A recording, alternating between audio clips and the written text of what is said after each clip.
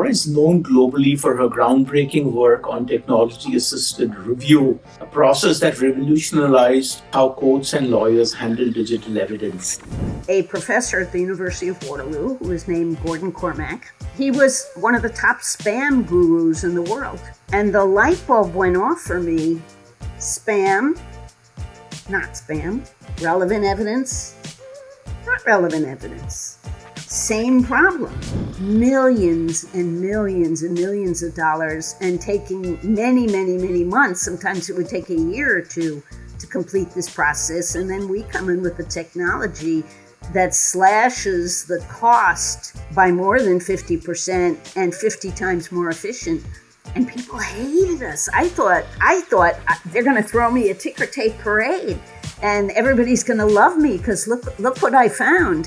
They saw you as a disruptor. Yes, and I was called the most dangerous lawyer in America.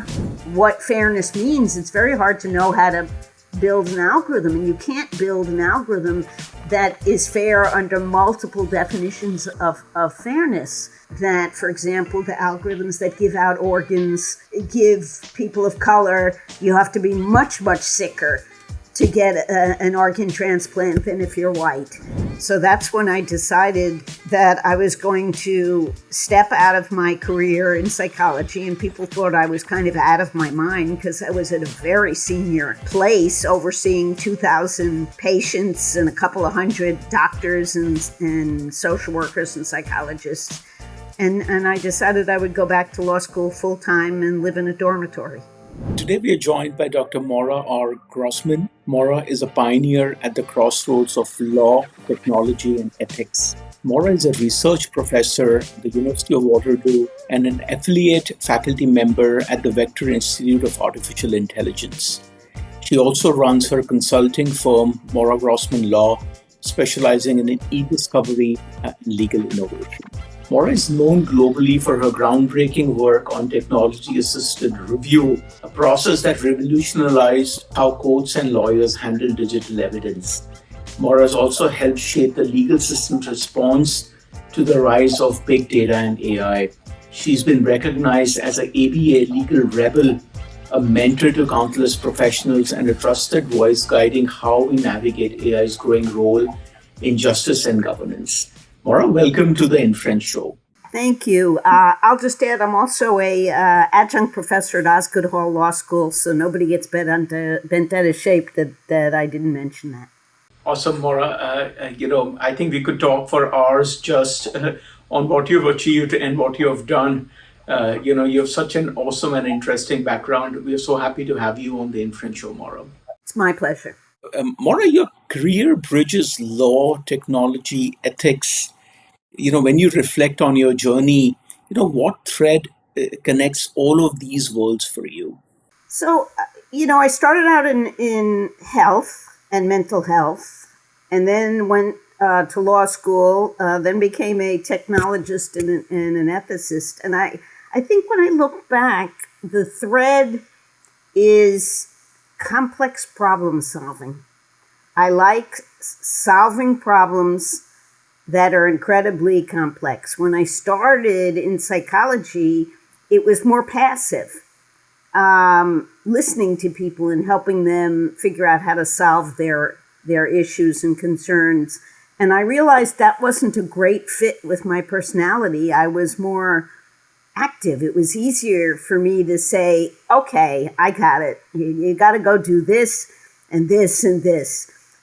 So that's much easier as a psychologist than it is as a lawyer than it is as a psychologist, because as a psychologist, you're not supposed to tell people what to do. But I think the thread that follows my whole career probably is liking to really get into complex problems and try to solve them in very creative ways.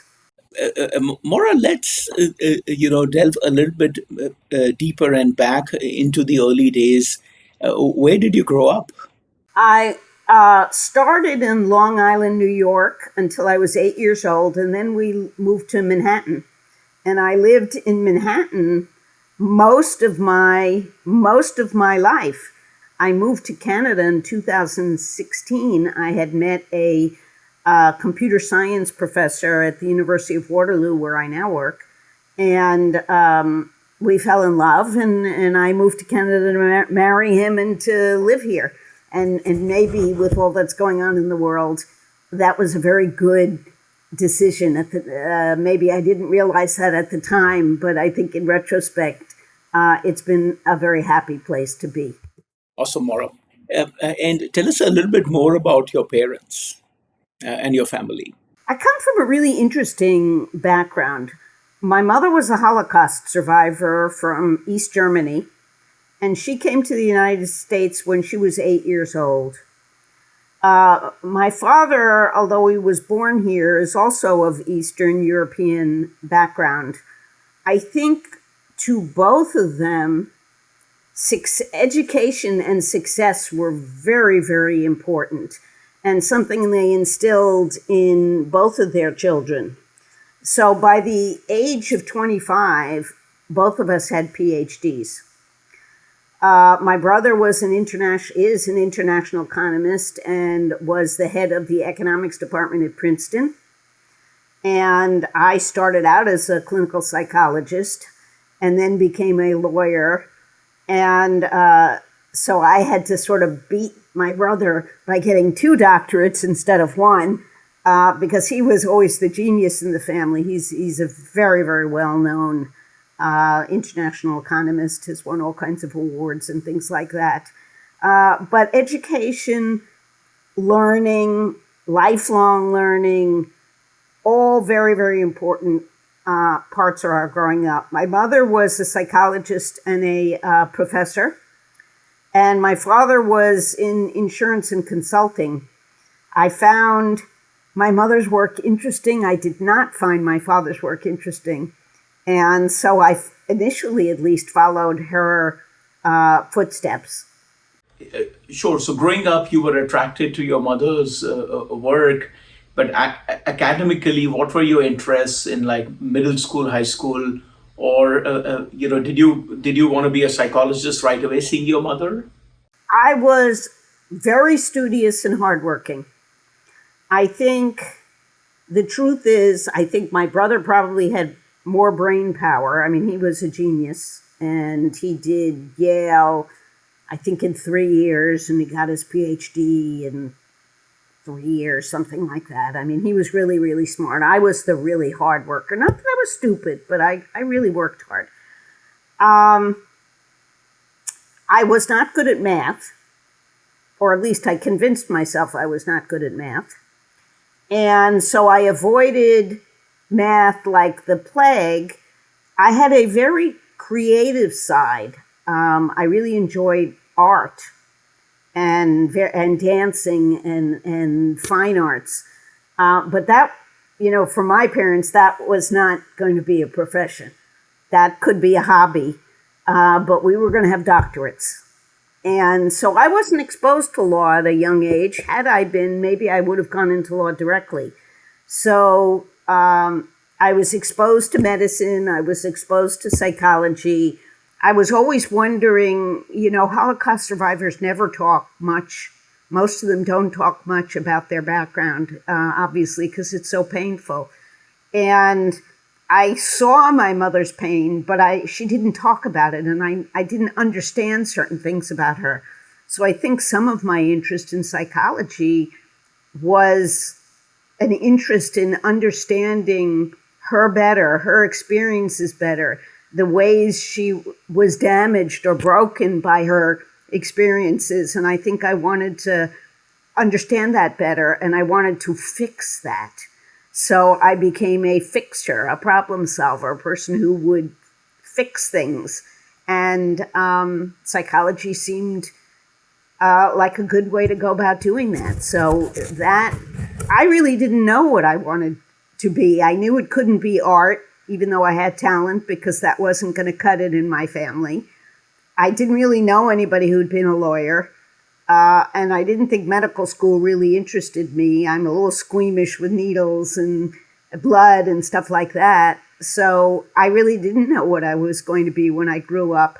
But I knew that psychology and art interested me, and that's what I majored in and minored in college.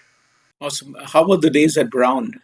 Brown is a very interesting place because it was one of the few schools on the planet where there were no requirements other than that you do a major. So they didn't say, we have these courses you have to take for breadth or for depth or anything like that. And in some ways, that was good. And in some ways, I think in retrospect, that was bad because it allowed me, I didn't explore maybe things I should have explored because nobody forced me to take courses that I wasn't particularly interested in or I thought I wasn't interested in. So I never took political science and I never took history. I took almost all psychology and art. And so I think I got a great education, but I don't think I got the depth of education. So I really today see some merit in forcing people to take courses in things they don't think they're interested in. I learned that in law school. I took a course also in trusts and estates very late in my law school career. And I actually found that really interesting because people fight a lot about what money should go to who after they die. And I found it, very complex and interesting, but it was so late in my career at law school that I wasn't going to go into it at that point. So I do think there is some benefit to sort of breadth requirements rather than just giving somebody who's 18 or 19 years old total freedom to do whatever they please. I might have avoided my first career had I explored a little more broadly than I did, but I just wasn't exposed to lots of things. And then you continued to go deeper, going into your PhD right away, right? I went immediately from my bachelor's into a master's and PhD program in psychology. My parents were adamant that neither of us were going to take a bridge year off in between. Understood, Maura. And then what was your research topic back in grad school, and what did you, do research on in your PhD? So as an undergraduate, I focused on cognitive psychology. And when I went to graduate school, I went to a very clinical program, what's called psychodynamic, Freudian, not behavioral in orientation. And I did one of my internships at a center for people who were deaf and blind. And I noticed that these patients were really smart, but when they took standard intelligence tests, because they were deaf and blind, they scored almost as if mentally impaired in very significant ways. But when you work with them, you could see that they were as intelligent as other people. They just didn't have certain senses. So I ended up doing a study developing visual and haptic hands and kinesthetic and other kinds of tests that showed that if you didn't use a standard intelligence test with these people, but you used other tools that also tested intelligence, but in different ways, not the standard way that we were doing it, you could get a really nice bell curve of intelligence. So I did a study on the assessment of intelligence of people who are deaf-blind. So the intelligence really wasn't the problem. How we were measuring it was the It problem. was how we were measuring it that was the problem. And this place where I ended up doing my research for many years, I don't know, I haven't stayed in touch with them, but for many years used my assessment tool to assess these people rather than standard intelligence tests. Awesome. So you finished your PhD, and then what was the first job you took up, Maura? My first job was at a student counseling center at Fordham University, counseling students at the university who had problems. So I had a 1-year position there. You had to work for a year, sort of like well, actually, that's not completely true. I finished my internship at a hospital, and I stayed on and did a postdoctoral fellowship for a year in child and adolescent psychiatry. And when I finished that, I went to work for this clinic, because before you could get your license, you had to have 1 year of supervised work in a clinical setting. So I worked at Fordham, which was really interesting in many ways, very eye-opening in others, because it was a school with a religious affinity. There were certain things that certain stories or narratives that they wanted to tell that were very, very hard for me, because they didn't always jibe up with reality. Like, if a student committed suicide, they might not want anybody to know that it had been a suicide, so you would be asked to present it as an accident. But for me, that felt very disingenuous, because it wasn't an accident, it was a suicide. Or because they had rules about no sexual activity on campus, so they would want me to sort of pretend that none of the students were engaged in sexual activity on campus. But I knew they were engaged in sexual activity on campus, because they would tell me about it when they would come to talk to me. So it was a real disconnect for me, the religious philosophy and sort of tenets that the school wanted to put forward, and my training as a psychologist to sort of be genuine and meet people where they are. So I stayed there a year, and I left after 1 year, after I completed the requirement that I needed to, so I could get licensed. What was the job you took up after you got licensed? So the first thing I did, and I pretty much created all of my jobs. Most of them, other than that first one, didn't really exist. So I went to work at a community mental health center in Queens, and they didn't have any training programs for students. So I set up a training program, and we took all kinds of graduate interns to train them to work with patients. And it sort of expanded the resources we could give the community, but it also started my trajectory and my interest in teaching and academic sort of pursuits. So I did that maybe a year or two, and I became very interested in inner city mental health. And poor, underserved populations. So I moved from this sort of middle class clinic, which I liked, and I liked the training. And I went to work at a city hospital in Brooklyn, in a very, very, very poor area of Bedford-Stuyvesant. And I became director of psychology. Was a wonderful career opportunity. It was a big step up for somebody that junior in their career. But not a lot of people want to work in sort of very dangerous neighborhoods with very, very complicated cases.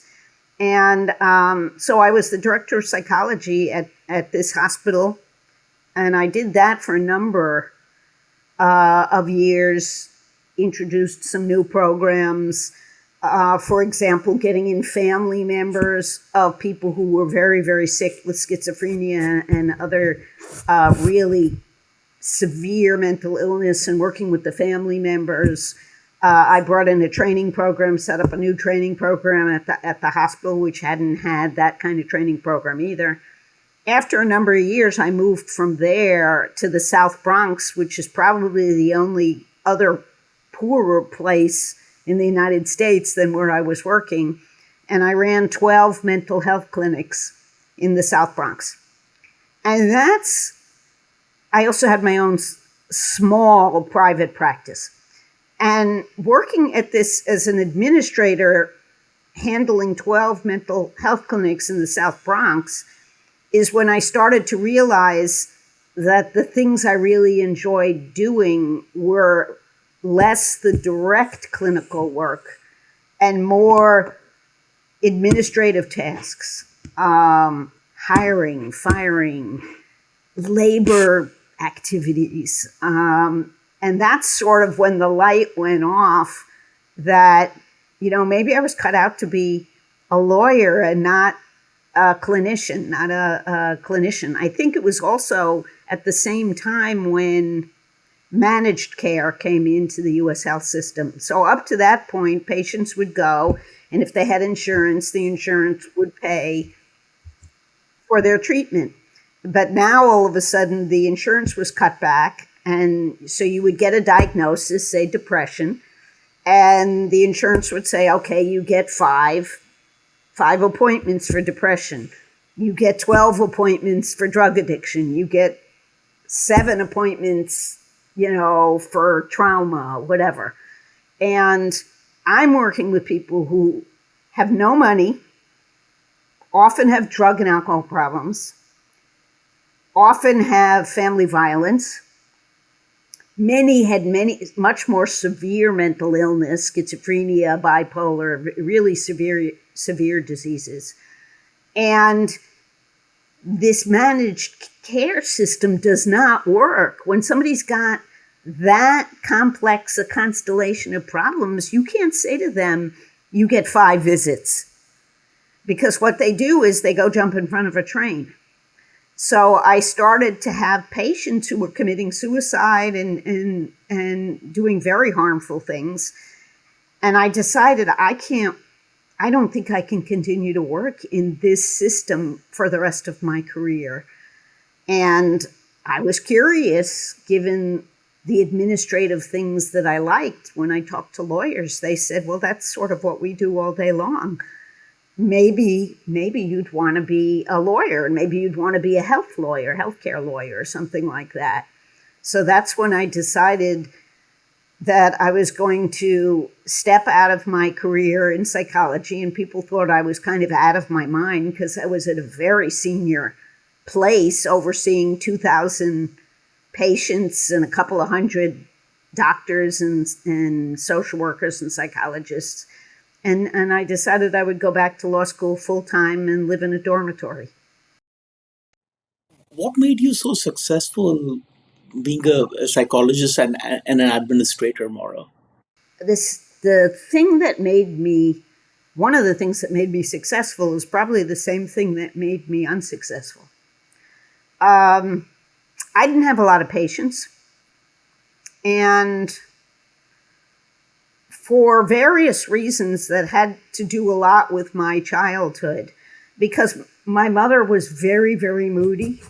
And some days she was happy mommy, and many days she was withdrawn and depressed mommy who survived a Holocaust. And I think as a young child, I had to learn very quickly to figure out which mommy I was dealing with that day.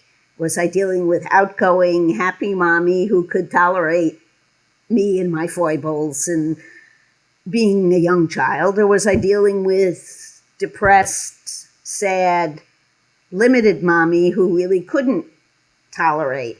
And so I was a really, really strong diagnostician. I could sit with somebody for 5 minutes and just intuitively, I would know the diagnosis, I would know the problem, I would know exactly what to do about it. But you can't just tell somebody in the first session, the first time you meet with them, here's what the problem is, here's what you need to do. You have to let that unfold for a long period of time. But I didn't have the patience to do that. So at the hospital, I was considered a brilliant, brilliant diagnostician. My grad school asked me to come back and to teach students about how to diagnose because it came so easily to me to understand what the problem was because I could feel it because I learned to feel it as a child. I learned intuitively to pick up emotional cues very, very quickly. But I think it was useful in when I changed careers, some of those same skills served me well. Some of them did and some of them didn't. Of course, lawyers are warriors, and they're never supposed to express weakness or empathize. So if I go in to depose you, most lawyers would say you are a piece of meat. I shouldn't care about your feelings. I should treat you like a piece of meat, and I'm to extract as much bad information as I can from you. But that was always very hard for me because I could feel your anxiety if you were anxious, or if you were guilty. And I knew how to turn that up, and I knew how to turn that down. And that's not what's wanted in lawyers. Lawyers are warriors, and lawyers are supposed to take every advantage that they can of the other side, of the adversary. So another sort of theme of my life is that many of my strengths were also weaknesses, depending on what I was doing. So after Georgetown, you had these interesting experiences. You knew you were going to do litigation law, and then you joined Wachtell Lipton, Rosen and Katz, right? And what kind of work did you do there? So I was really lucky. I did really well in law school, and it was the kind of market where anybody in that top 10% really could go anywhere they wanted to go. And to be honest, and I think knowing what I know now, I might have done things differently.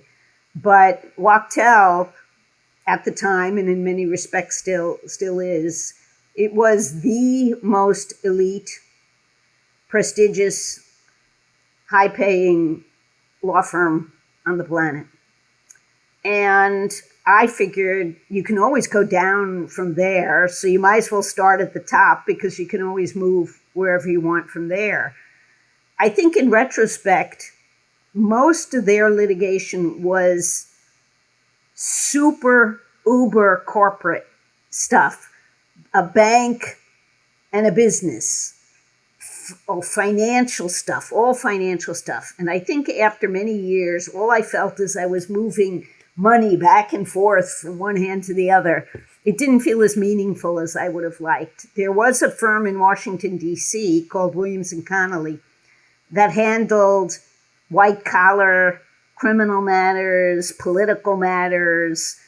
I think I might have liked that better because I like facts and I like the mess people get themselves into.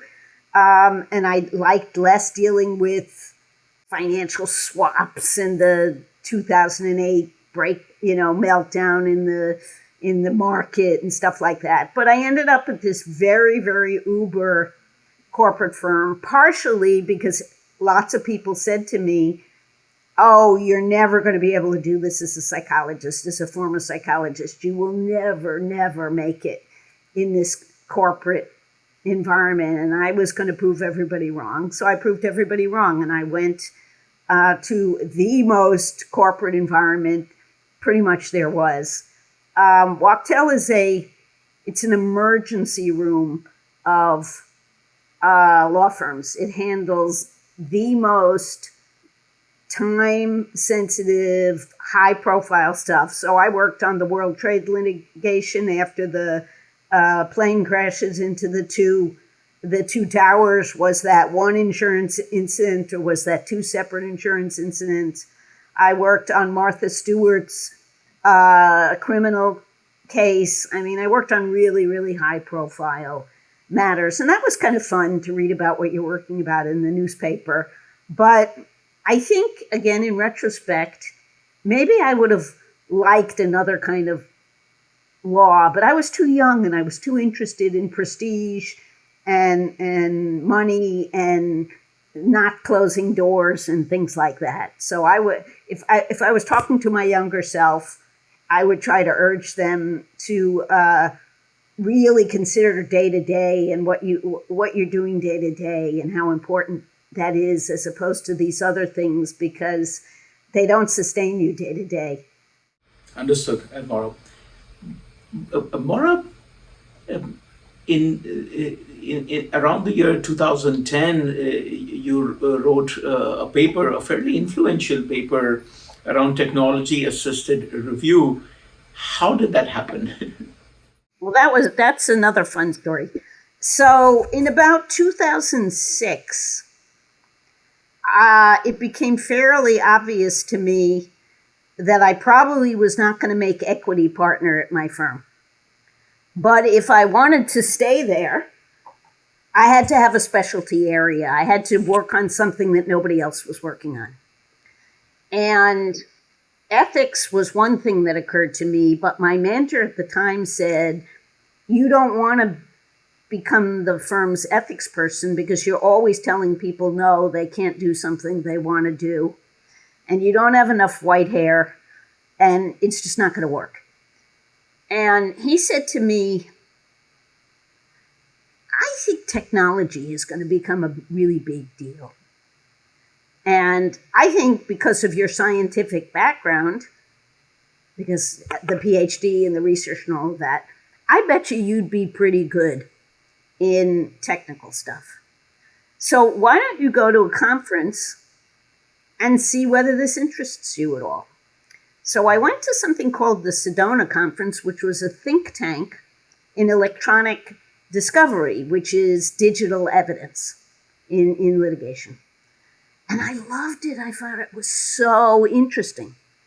And I came back and I said, you're right, this is really interesting. I think this is going to become a big deal because people are starting to use email and say all kinds of weird stuff on email. And I think I could do this. So he said, go take about 6 months and learn everything you can about this. And when you're ready, you come back and tell me and we'll find some work for you. So I did that and I came back a couple of months later and I said, I got it. I understand it now. And he said, good, because we have a case in Switzerland. There's a Swiss bank that's been sued for tax issues, tax fraud and things like that. And we really need somebody to go over to Switzerland and figure out how to get the data out of the bank. And so here you go. And I got on a plane and I went to Switzerland and I figured out how their computer systems worked and all of that because I know how to ask those questions now. And that was my first matter, which was a really high profile Swiss bank tax fraud matter. And when I came back to the firm, one of the things we were struggling with at that time on the World Trade Center matter and some of the other matters were we had millions of email, but only 2 or 3 lawyers. And we didn't know how do you review 10 million email when you have 2 or 3 lawyers? So I said, there's got to be a computer solution to this problem. It's a computer problem. There's got to be a computer solution. So let me go to some more computer conferences and let me see what I can learn. So I went to something called TREC, Text Retrieval Conference in Gaithersburg, Maryland, where they were studying information retrieval, how you find information in huge electronic data sets. And I met a professor at the University of Waterloo who was named Gordon Cormack. And he was one of the top spam gurus in the world. And the light bulb went off for me. Spam, not spam. Relevant evidence, not relevant evidence. Same problem. So I went up to him at the conference and I said, I have tons of data, but I don't have any computer systems. And he said, oh, I have tons of computer systems, but I don't have any data. So we decided to work together. And we started to tweak his spam filter. And it was so good at separating evidence from not evidence, useful evidence from not useful evidence.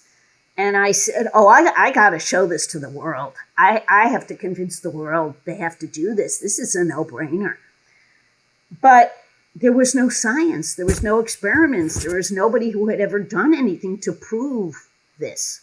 So Gordon and I decided we were going to do research Because when I first told people at my firm we ought to be using computers to do this and we'll use these spam filters, people thought I was out of my mind. They thought I was on cocaine or something like that. They just didn't believe me.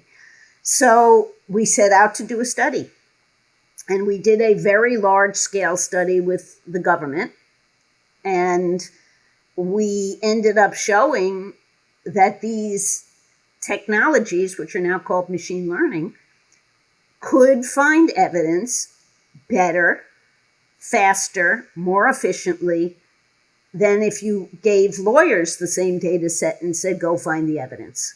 So we wrote a paper, and that paper became very, very famous because courts all over the world took notice of it and used it to say it's okay for lawyers to use these technologies in litigation to find evidence. And we did obviously 15, 20 more studies after that on all kinds of things. But that's what started it. It was trying to solve a real problem for my own firm that was struggling with how to deal with huge sets of email when you only have a couple of lawyers, and how to find the evidence that matters, how to find those 50 emails that people care about.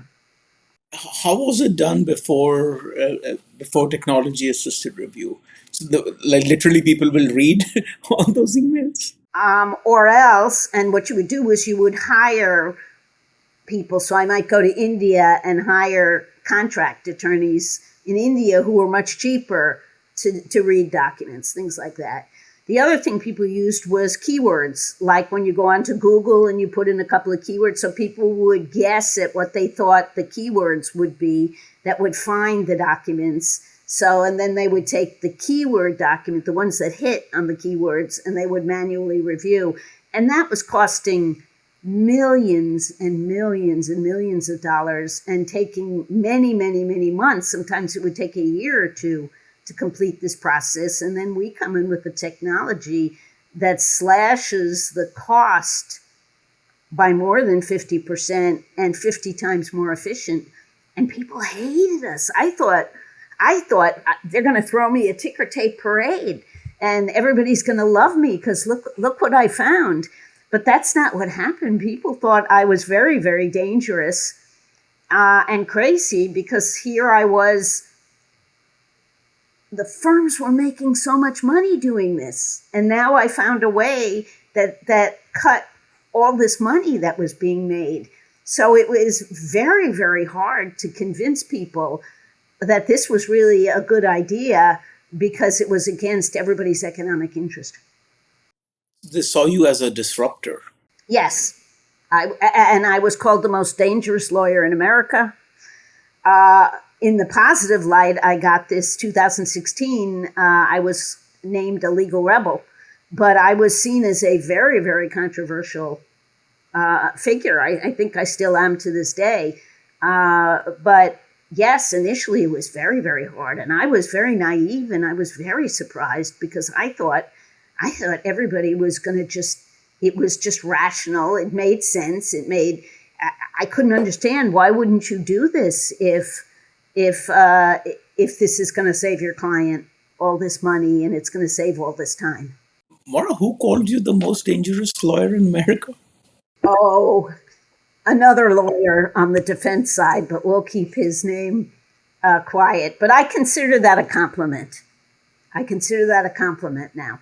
Maura, what kind of algorithms were being used, to do technology-assisted review? What did you and Gordon found? What worked back then? So we found that what was called supervised machine learning worked very well. You would give the system positive examples of relevant documents and negative examples of not relevant documents, and the system could learn quite well how to distinguish, if you gave it an unlabeled example, was it more like the relevant or more like the non-relevant.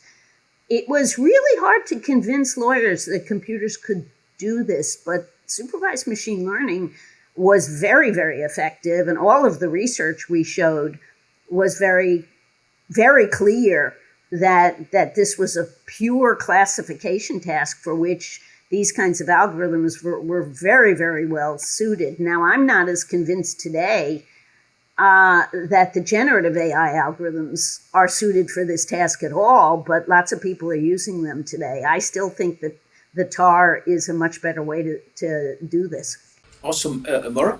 Maura, in TAR, how did you specify what kind of evidence? Because evidence is such case specific, right?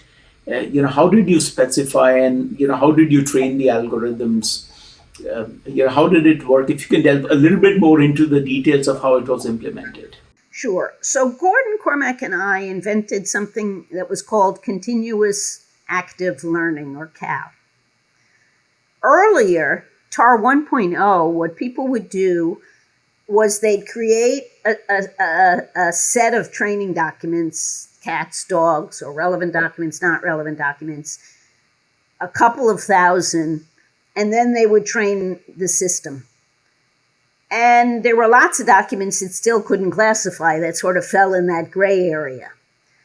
And we said, well, why stop training? Why not, every time you code a document or label a document, relevant, not relevant, cat, dog, feed that back into the algorithm and keep retraining and retraining and retraining and retraining so that it gets smarter and smarter and smarter as you review more documents. So if you change your mind about something, you can change your mind and retrain it. And that was one of our contributions, was this continuous learning of the algorithm. We didn't just train it and stop. You kept training it and kept training it to refine it, and it just got smarter and smarter and smarter. So that's what we did that was very new. And now TAR 2.0, or CAL, is the sort of leading approach. And we ended up getting something like 11 patents for that, and the trademarks for CAL and continuous active learning. But it, again, was very hard to sell people on that. They couldn't understand why you would want to continue to train, and they kept thinking, well, isn't that going to bias the algorithm? But GPS is biased. You don't let it just go wherever it feels like going. You tell it where you want to go. Well, that's what we were doing here, is you've got to train the system and tell it what you want to find. And we rely on the honesty of lawyers to do that properly. Understood. Maura, so you mentioned that the lawyers were not that excited about it when they heard it, or the law firms, but the courts were, right? The courts were very excited about it. Yes.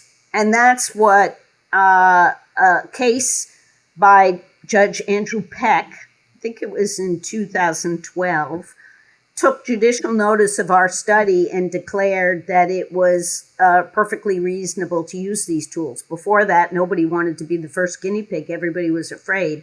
But once the court declared that it was fine to use these tools, things moved ahead quickly. Not everybody. There's still people today who don't trust it.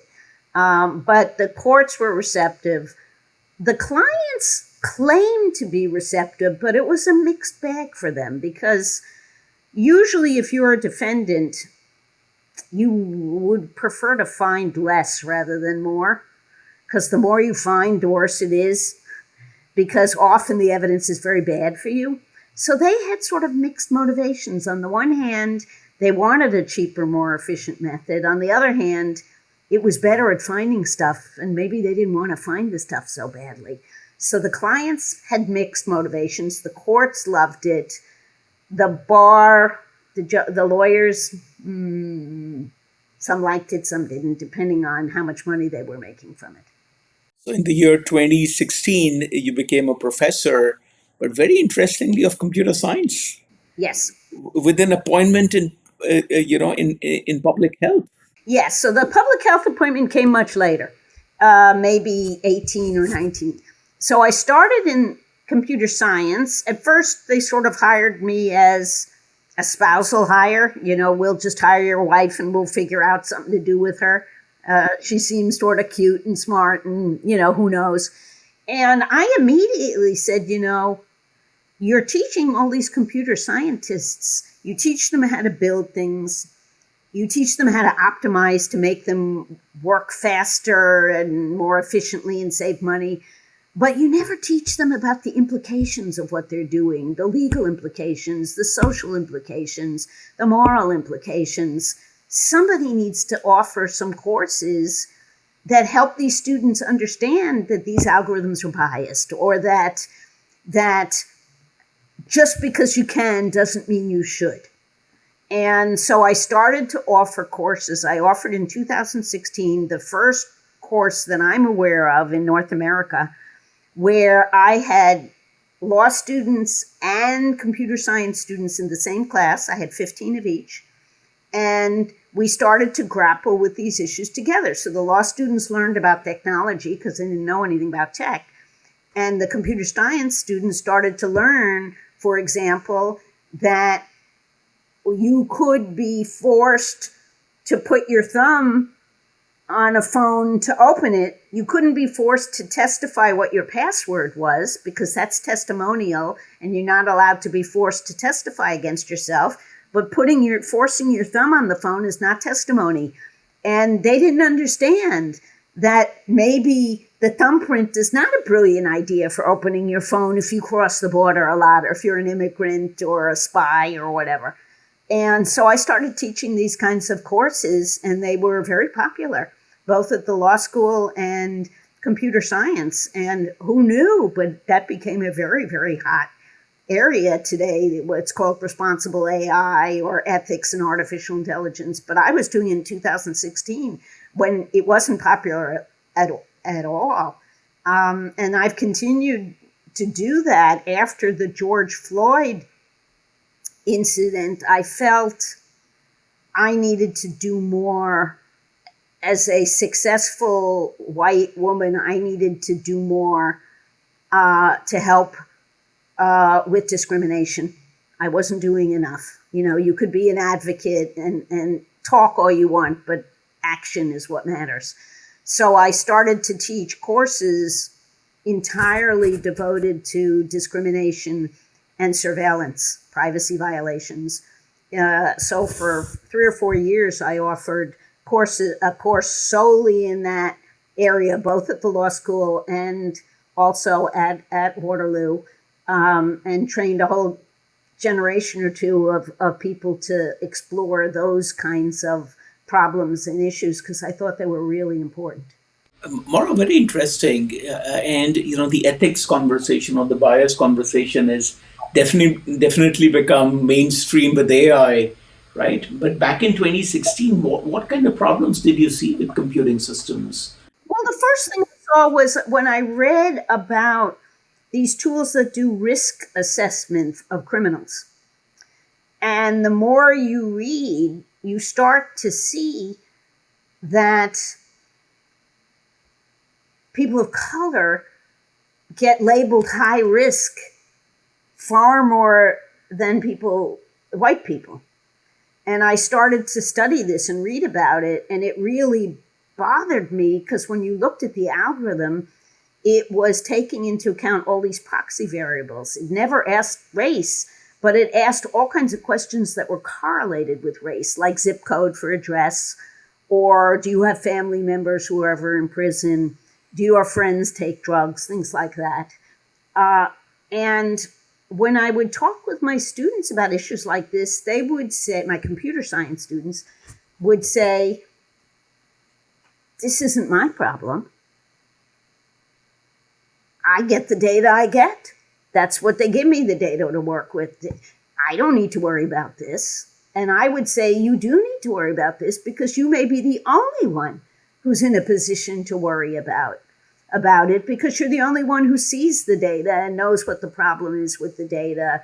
And because their thinking is much like my thinking when I was in law school. I wanted to go to the highest paying, most prestigious and elite law firm, because that's what everybody told me I was supposed to do. They want to go to the most prestigious, high-paying job in Silicon Valley that they can get, whether it's Facebook, Amazon, Microsoft, whatever. They don't want to go work for some public interest group that is helping immigrants where facial recognition is used against immigrants in some way or something like that. That's a $60,000 job. That's not a $200,000 job with stock options. So I saw part of my job was trying to help them with the benefit of being older and understanding how much more important some of these other things are, to try to help them understand that this does matter, and that they can't just build whatever they feel like without thinking about whose privacy they're violating, who's harmed by these tools, who's making all the money when OpenAI goes to the global south and hires people for pennies an hour to look through videos, violent, people getting beheaded, bestiality, children being harmed, sex with children, and they have to look at this all day long to make sure it doesn't get into OpenAI's tool to be shown. And they're paid pennies, and they develop terrible, terrible mental health problems. And who makes all the money? OpenAI makes all the money. So I felt somebody needed to be talking about this stuff actively. And so I started writing and talking about these kinds of issues. I became also very, very interested in the courts, and how are the courts going to deal with artificial intelligence, and how are the courts going to deal with deepfakes. And so that's sort of where I am now. Is I spend a lot of time going to courts all over the world and talking to judges and courts about artificial intelligence, the implications of artificial intelligence, what questions they should ask to find out if the algorithm has bias, what questions they ask to find out if the tool it really does what it says it's supposed to do, and how to deal with deepfakes, how to understand how risky media is right now. Very interesting, Maura. Maura, you talked about the OpenAI issue. In many ways, Maura, it's a complex problem because OpenAI also has a responsibility to make sure that its users don't get to see, that content. But I think the complaint is how they choose to make that. Well, they could have paid people more than pennies. They chose not to do it in the U.S. because it was too expensive to pay people to do this. But if you're going to do it in another country, you can pay commensurate. You can also offer mental health services to the people who need it. They didn't offer, but they would hire intermediaries who would do this work. And the intermediaries didn't offer people the kind of mental health services they needed when they started to get traumatized. So there are more responsible ways of doing it. Of course, lots of my students will say to me, well, big tech's job is to maximize shareholder profit, to make money for their shareholders, but not to the exclusion of some of these people. What is it that Elon Musk got $1 trillion, pay? No, that's not right. That's not right when these tools, there are people who aren't eating. There's just something terribly, terribly wrong with that division of, at least in my view. Now, I argue there are people at Waterloo who I've had arguments with who say, well, if these algorithms help 80% of the people and 20% of the people get left behind, we're still helping 80%. And I say not if the 20% that get left behind are all people of color. No, it doesn't. That's not right. But you can have there are rational arguments you can have about innovation versus safety and human rights and things like that. These are not black and white issues. They're very complex issues that vary by culture. Some cultures prefer the surveillance because they feel safer by having all this government surveillance, and other places I'd rather it's none of your business. Even if I'm not committing crimes, it's none of your business what I'm doing and where I'm going and so forth. Indeed, Maura, these are very complex problems that impact a lot of people, both sides, right? The protection side and the people, who help them protect, right? There's definitely that conversation. Maura, the year is 2025. How pervasive is bias in computing systems today? I think, well, all AI systems have bias because they wouldn't work if they didn't have bias. If I'm training my system to pick cats from dogs, it's got a bias of cats versus dogs. So, in order to work, an algorithm generally has to have some bias. In terms of improper racial biases, I think there's so many places where bias can come in. Data has so much historical bias in it. And if we're training facial algorithms on 90% white male pictures, that's not going to work very well for Black women. That's just a function of the training data. Almost all of our training data. In Canada, there aren't as many, for example, Indigenous people in the health system getting health care. So we don't have good health data on Indigenous people. So you're not going to be able to develop tools that work very well for that group. Then your algorithms, your developers have biases depending on what they choose to measure, how they choose to measure it, how they define fairness. You might think fairness means the algorithm should treat everybody equally. I might think fairness means that I should make up for past inequities, and for people who have less, I should put my finger and give them a little bit more. But if we don't have an agreement on what fairness means, it's very hard to know how to build an algorithm. And you can't build an algorithm that is fair under multiple definitions of fairness. And then, of course, your humans have all kinds of cognitive biases. Lots of people think it came from an algorithm. It has to be objective and fair, when that's often not the case. We know that, for example, the algorithms that give out organs give people of color, you have to be much, much sicker to get an organ transplant than if you're white, and because of the way these tools score things. So I think it's a pervasive problem, and it's not always transparent. I think the more transparent we make it, the more stakeholders we involve in making these decisions about what does it mean to be fair, who gets harmed by this, the more likely we are to openly deal with these issues than sort of keeping it hidden and turning a blind eye and pretending it's not happening.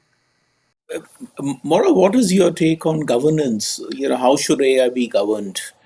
That's such a good question, and it's such a hard question because we conceptualize it as innovation or governance.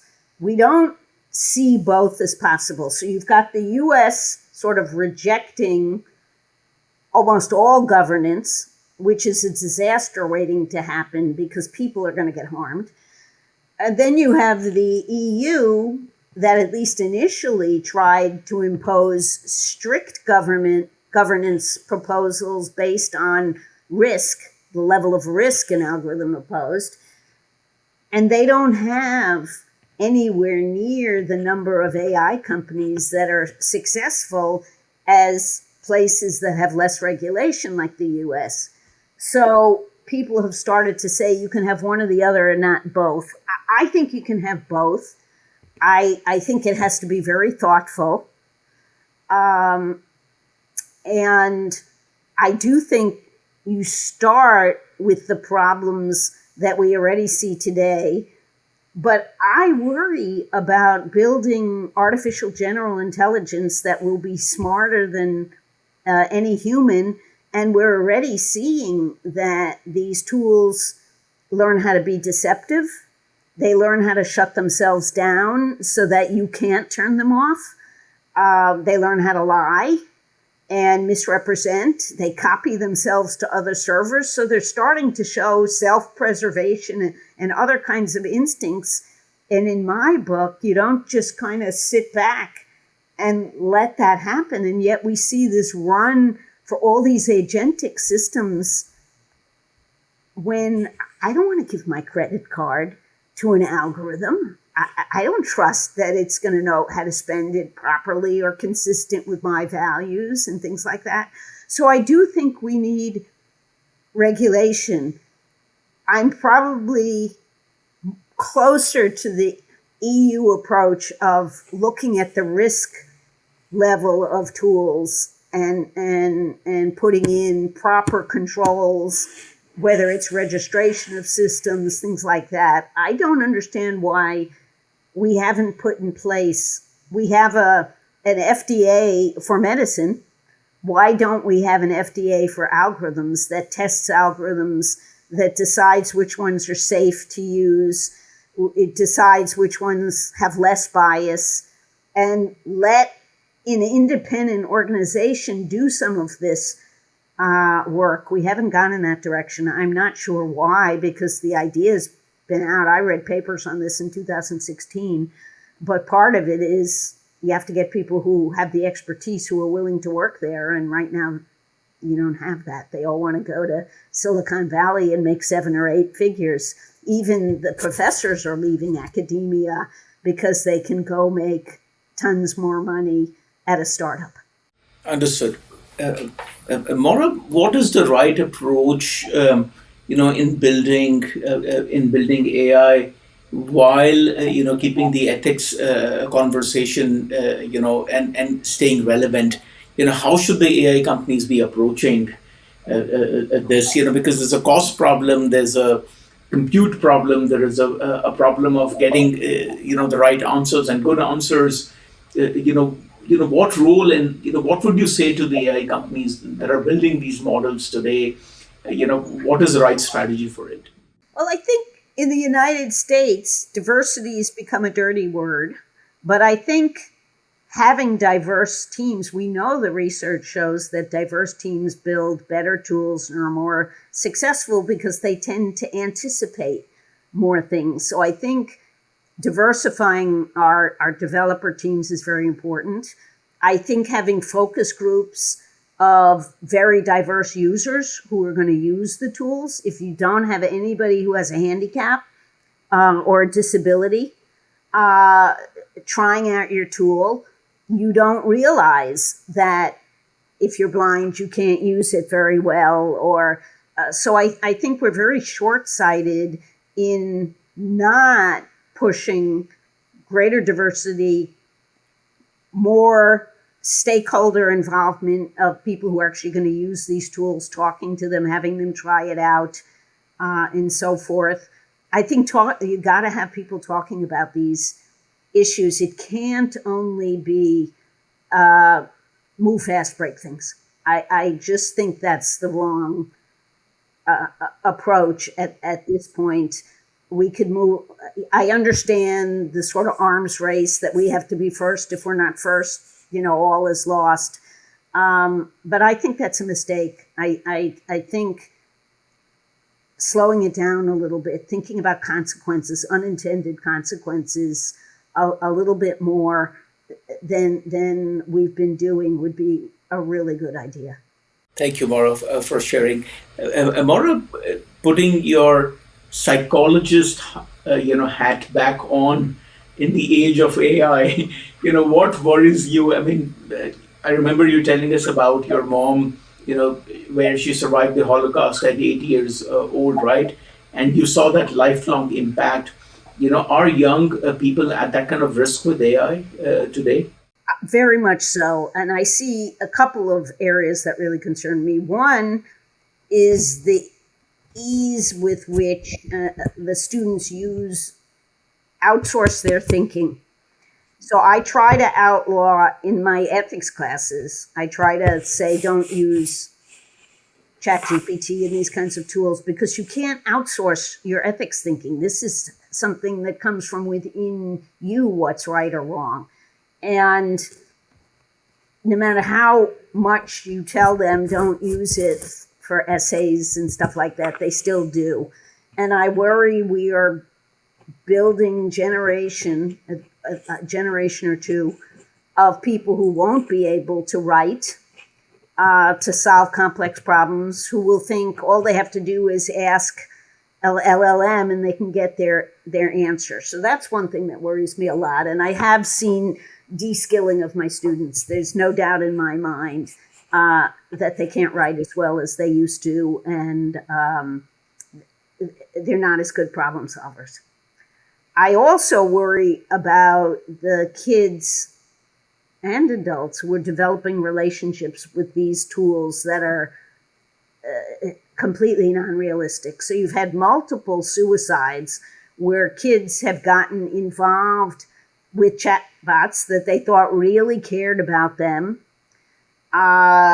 who encouraged them to kill themselves, who gave them ideas about how to do it more efficiently or effectively, who told them not to go tell their parents that they were feeling badly, or the ones, some of the psychosis where some of these tools tell you have the most brilliant idea, even though it's some harebrained, stupid idea, but they tell you it's brilliant and you're going to be the next Einstein and you're going to win the Nobel Prize. And then these people become completely crazy. And so I worry about the interpersonal aspects of some of these tools, and the companies are frankly motivated to keep you on as long as they can, to addict you, the same way that potato chip companies want you to eat the whole bag. They don't want you to eat one. And pop companies want you to drink a 20-ounce bottle, not, a glass. And right now, very few guardrails about that other than lawsuits, which we don't know yet. Will they be successful? So yes, I'm very worried, both emotionally and intellectually, for younger people. I really try not to use a lot of these tools myself. I don't want to lose my ability to write or think. I use them very frugally. What excites you about the age of AI? I think we will make much headway in health.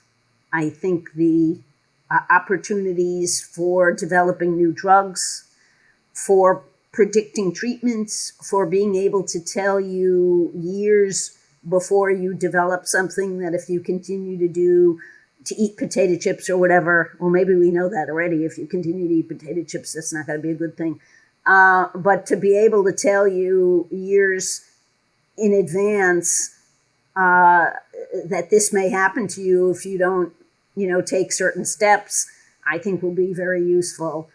So I'm very, very excited about the opportunities in the health area and for medicine of what we'll be able to do in terms of both robots and AI for treatment, for diagnosis, all those kinds of things, crunching huge amounts of information that humans are not good at. An AI can see every mammogram that's ever been taken versus a doctor maybe in their career sees 5,000 or 10,000 of them. I think that's going to be phenomenal. Awesome. Maura, this has been a fascinating conversation. Thank you so much for being on the Inference Show. Thank you for having me. It's been a lot of fun.